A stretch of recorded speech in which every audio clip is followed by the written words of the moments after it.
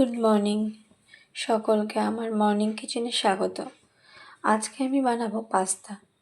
তো বাচ্চাদের টিফিনে পাস্তাটা বানাবো কেমন করে সেটাই দেখাবো। তার জন্য প্রথমেই আমি দেখতে পাচ্ছেন জলের মধ্যে পাস্তাগুলো সিদ্ধ করতে বসিয়ে দিয়েছি। আমার পাস্তাটা সিদ্ধ করা হয়ে গেছে। এবার এই পাস্তার গ্রেভির জন্য আমি একটা সস বানিয়ে নিচ্ছি। প্রথমেই কড়াইতে একটু তেল দিয়ে দিলাম, অল্প পরিমাণে তেলটা দেব।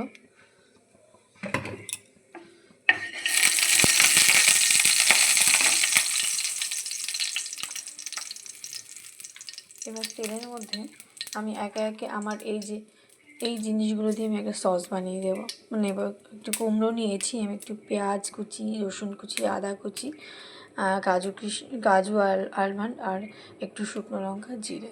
তো প্রথমেই আমি তেলে জিরে আর শুকনো লঙ্কাটা দিয়ে দিচ্ছি।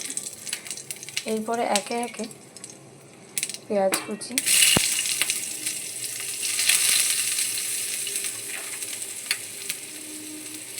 আদা রসুন কুচি,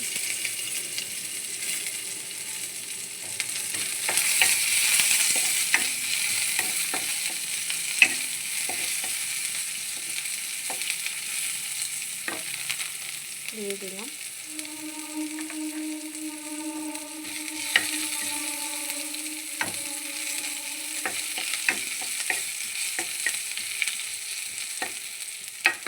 এবার পেঁয়াজে মোটামুটি আধা আধা হয়ে গেছে। তো এবার কয়েকটি কুমড়ো দিয়ে দিলাম এর ভেতরে। বেশি দেবো না, কারণ বেশি দিলে খেতে অতটা ভালো লাগবে না। যে কুমড়ো দিচ্ছি, কুমড়োর স্বাদটা বাচ্চারা বুঝতেই পারবে না, কিন্তু একটা সবজি এদের খাওয়াও হয়ে যাবে আর খেতেও দারুণ হবে। এই কুমড়োটা সসটার আরও সুন্দর বানিয়ে দেয়। এটা ভাজা হতে থাকে, কুমড়োটা অনেকটাই ভাজা হয়ে গেছে। এর মধ্যে একটু নুন দেবে।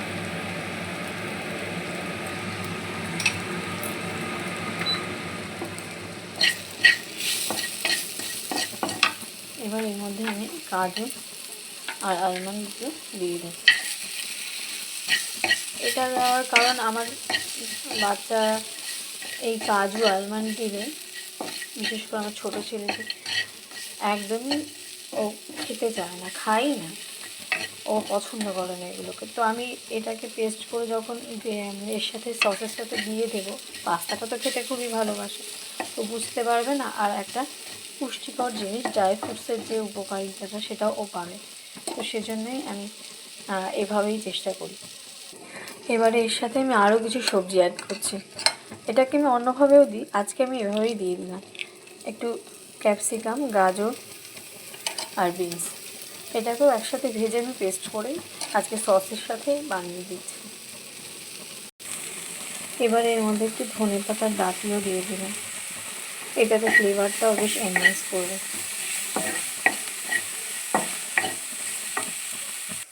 এটা মোটামুটি ভাজা হয়ে এসছে। এবারে একটু দুধ অ্যাড করব।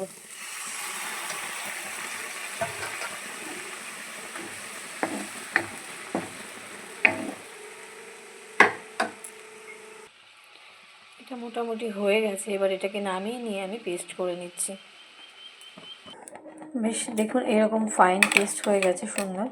এবার এটাকে আমি পাস্তার সাথে বানিয়ে নিচ্ছি। কড়াইতে, ওই একই কড়াইতে আমি আবার সামান্য একটু তেল দিয়ে নিলাম।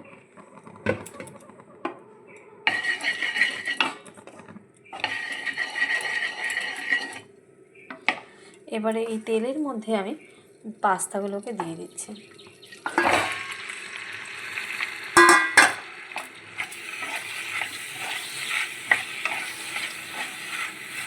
একটু নাড়িয়ে নেব পাস্তাটাকে।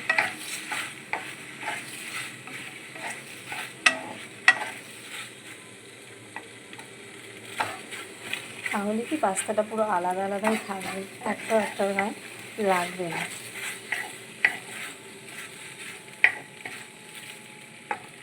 এবারে আমি যে সসটা বানিয়েছি ওটা দিয়ে দিচ্ছি।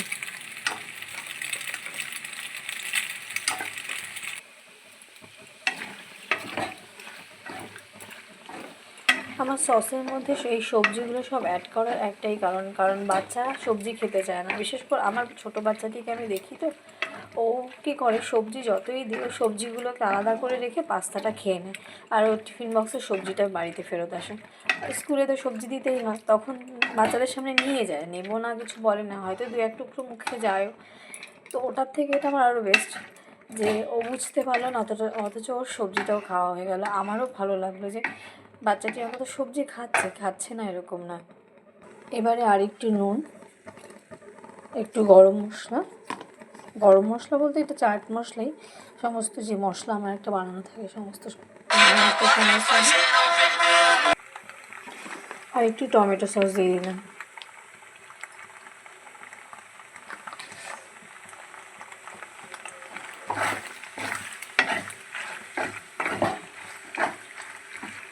দেখুন কতটা সুন্দর হয়েছে, এটা খেতেও খুব ভালো। আর বাচ্চারা বুঝতেও পারলো না যে ওরা কী খাচ্ছে, পাস্তা খাচ্ছে, ভেবে বেশ আনন্দ করেই খায়। আর মেয়োনিজটা যেটা আমরা অনেকেই দিয়ে থাকি, মেয়োনিজটা তো খুব একটা ভালো না, তো সেজন্য মেয়োনিজের বদলে যদি আপনি এভাবে বানান তো আপনার পাস্তাটা খেতেও ভালো হবে, বাচ্চারাও পছন্দ করে খাবে, আর সবজিটাও তাদের খাওয়া হবে। আপনারা অবশ্যই বানাবেন, বানিয়ে আমাকে জানাবেন। Thank you.